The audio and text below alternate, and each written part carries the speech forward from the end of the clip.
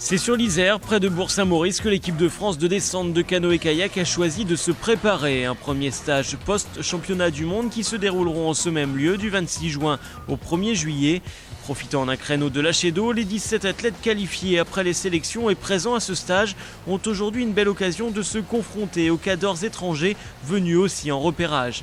Si l'Allemagne en profite pour faire ses sélections, les Français, eux, optimisent leur passage dans des conditions proches de celles des championnats.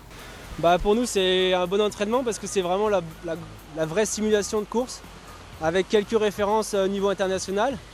Et puis même entre nous, entre les Français, ça fait des compètes organisées. La descente en canoë ou kayak, mono ou biplace se déroule sur 2 distances. La classique qui se court entre 12 et 20 minutes, l'autre, plus spectaculaire peut-être, est le sprint. C'est sur cette distance que Guillaume Alzingre a été sacré champion du monde en canoë monoplace en 2006 et 2011. Le Rennais remettra donc son titre en jeu lors de la prochaine édition. La défense du titre, on fait une discipline où ça n'existe pas vraiment pour moi, quoi. C'est que les rivières, elles sont vraiment toutes différentes. En 2006, j'ai gagné, c'était du plat ou quasiment, il y avait 2 petites marches. En 2011, c'était un bassin artificiel avec quelques vagues, mais qui était quand même compliqué, mais qui n'avait rien à voir avec ici, quoi. Donc la défense du titre, j'ai déjà gagné sur d'autres rivières différentes. De gagner ici, c'est encore autre chose, quoi.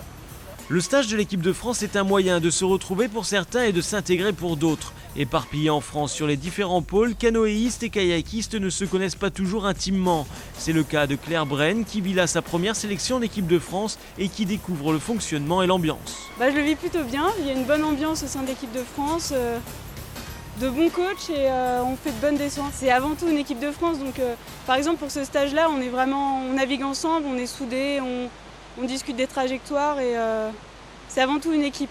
Après, le jour de la compétition, chacun sera à son départ et là, ce sera chacun pour soi.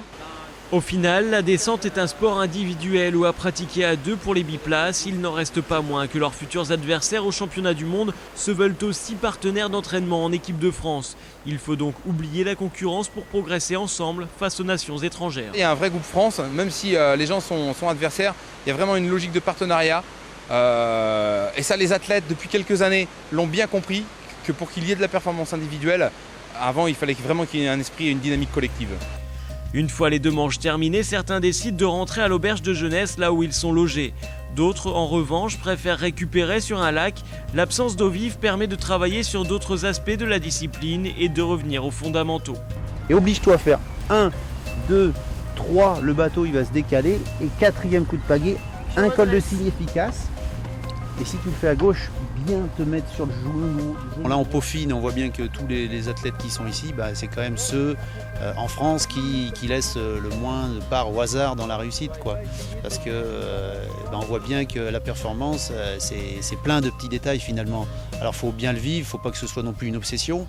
Mais c'est quand même plein de petits détails. C'est au petit déjeuner que nous les retrouvons. Pour certains, le réveil est difficile. Le stage éprouvant physiquement laisse des traces. Malgré tout, chacun oublie sa fatigue pour laisser place à la bonne humeur matinale et profiter ainsi de ce moment de vie. Comme Stéphane Santamaria, qui du haut de ses 34 ans est le senior de ce groupe France. On partage souvent sur le kayak, vu qu'on est en stage de kayak. Par contre, on essaye quand même de s'étendre un peu sur la vie à côté. Mais on parle quand même souvent de kayak, c'est vrai. Mais en gros, pas souvent de notre discipline. On aime bien après parler un peu de ce qui se passe à côté, dans notre sport. La matinée a été soigneusement préparée par le staff la veille. Le groupe est scindé en 2. Pour une partie des garçons, ce sera musculation.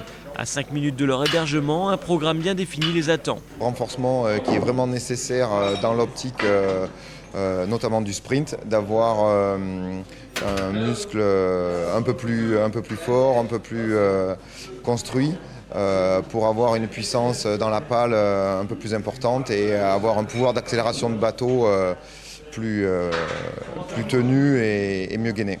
Allez, on y va, c'est parti. Et on y va tranquille quand même. Pendant ce temps, les filles et quelques garçons qui n'étaient pas dans le premier groupe partent en footing jusqu'à la salle de sport.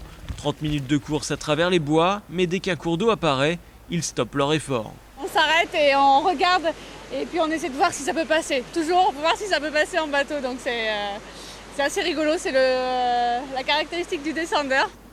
Début juin, ils se retrouveront pour un nouveau stage. Les championnats du monde débuteront alors 3 semaines plus tard. Ce sera la deuxième et dernière prise de repère avant l'échéance tant attendue, une compétition où la France avait fini meilleure nation en 2011.